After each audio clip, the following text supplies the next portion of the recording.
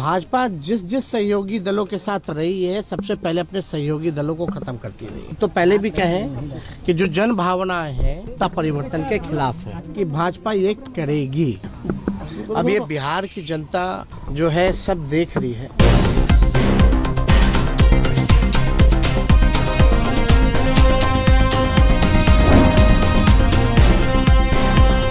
नमस्कार, आप देख रहे हैं द संकेत लाइव और मैं हूं तमन्ना। बिहार की राजनीति में एक बड़ा राजनीतिक मोड़ आता दिखाई दे रहा है, क्योंकि लंबे समय से बिहार के मुख्यमंत्री पद पर काबिज रहे नीतीश कुमार ने खुद अपने सोशल मीडिया प्लेटफॉर्म एक्स पर ऐलान कर दिया है कि वह इस बार राज्यसभा चुनाव लड़ना चाहते हैं और संसद के ऊपरी सदन का सदस्य बनना चाहते हैं।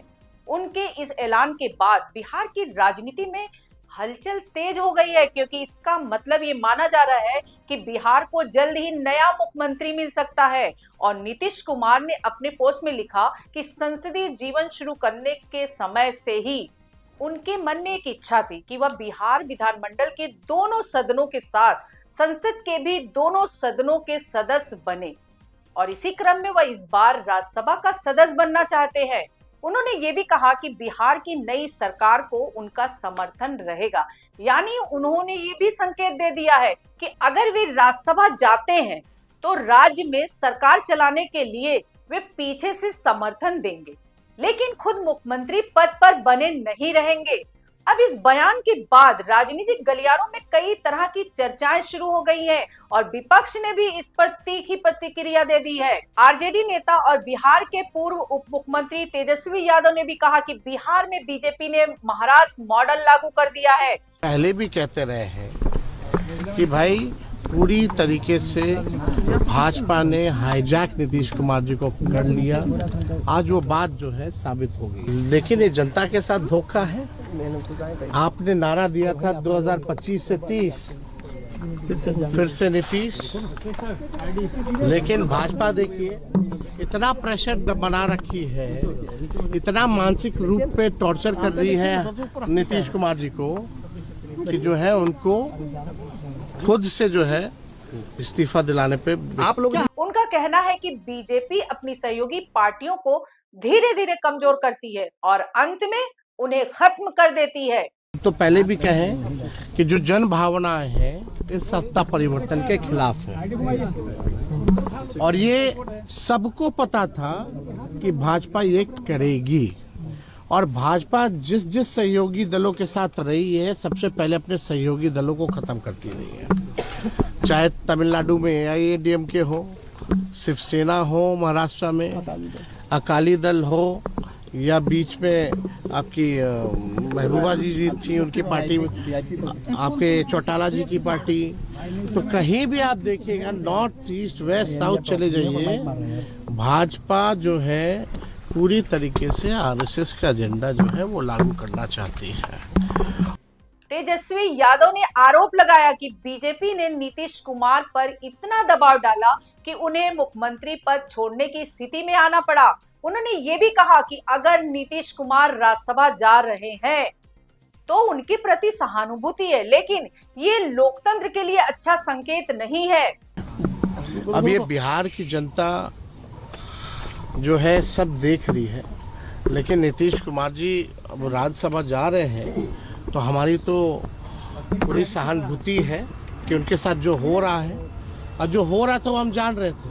अब तो हमेशा कहते थे अगर हम लोग वहाँ रहते तो शायद नीतीश जी को ये दिन ना देखना पड़ता। जेडीयू तो हम तो पूरी तरीके से उनके भविष्य को लेकर के हम पूरा जो है प्रार्थना करेंगे, भाई सेहतमंद रहें, दुरुस्त रहें, और जो 20 साल उन्होंने बिहार राज्य की जो भी सेवा की है उसके लिए भी हम नीतीश कुमार जी को धन्यवाद देते हैं। देखिए, आप सब लोग जान रहे हैं कि कौन लोग हैं वो लोग, कौन अधिकारी है, कौन मंत्री है और कौन केंद्र में है, कौन बिहार में है। हम तो शुरू से यही बात तय कहते थे, भाई हाईजैक हो रखे हैं, और ये तो बात साबित हो गया। अब तो आप समझ जाइए कि भाई जो भी भाजपा का CM बनेगा वो रबर स्टैंप होगा, रबर स्टैंप। तेजस्वी ने ये भी कहा कि शुरू से ही वो कहते रहे हैं कि बिहार की सरकार हाईजेक हो चुकी है और जो भी बीजेपी की तरफ के मुंह से मुख्यमंत्री बनेगा वो सिर्फ रबर स्टैंप होगा। उन्होंने ये भी आरोप लगाया कि जनता से धोखा किया गया क्योंकि चुनाव के समय नारा दिया गया था कि 2025 से 2030 तक फिर से नीतीश कुमार। लेकिन अब परिस्थितियां बदलती दिखाई दे रही हैं और इसी बीच एक और चर्चा जोरों पर है और वो है नीतीश कुमार के बेटे निशांत कुमार के राजनीति में आने की चर्चा। जेडीयू के कुछ नेताओं ने हाल ही में पार्टी की बैठक के बाद कहा था कि निशांत कुमार को राजनीति में आना चाहिए। हालांकि पार्टी ने आधिकारिक तौर पर उनके नाम का खंडन भी नहीं किया है। इसलिए ये अटकलें और तेज हो गई हैं कि अगर नीतीश कुमार राज्यसभा जाते हैं तो क्या उनके बेटे की बिहार की राजनीति में सक्रिय भूमिका दी जाएगी।